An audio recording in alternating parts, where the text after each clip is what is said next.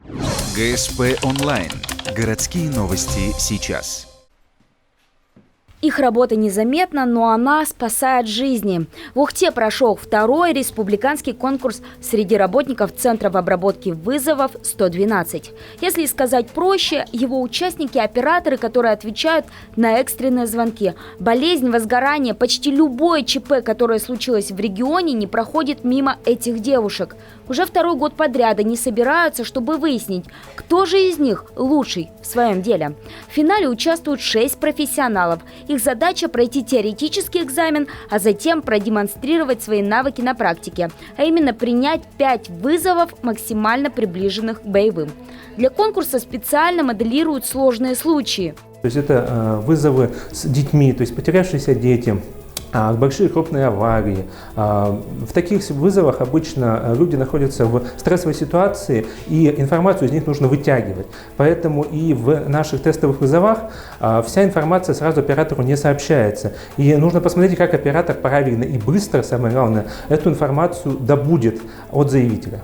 При этом оператор должен ориентироваться и по территории всей республики, ведь в Коми всего 2 центра 112 в Ухте и Сыктывкаре. Туда поступают звонки как с северных, так и южных районов, без территориального деления на каждую диспетчерскую. Согласитесь, задача не самая простая, с учетом того, что в сутки на пункт приема вызовов поступает больше 2000 звонков. Но кажется, эти дамы, даже если их ночью разбудишь, быстро узнают все вводные. На это они в среднем тратят 75 секунд.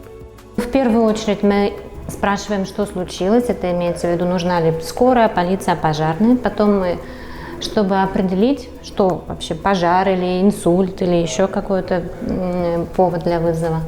Потом самое главное – это где, чтобы не отправить в никуда нужную службу. Очень часто заявители ругаются и жалуются, что все это происходит долго. На самом деле им только кажется, что это все долго. И ничего лишнего ради интереса мы не спрашиваем. Эх, не зря Ольга Ильясова так уверенно давала интервью еще до того, как приступила к итоговому конкурсному заданию.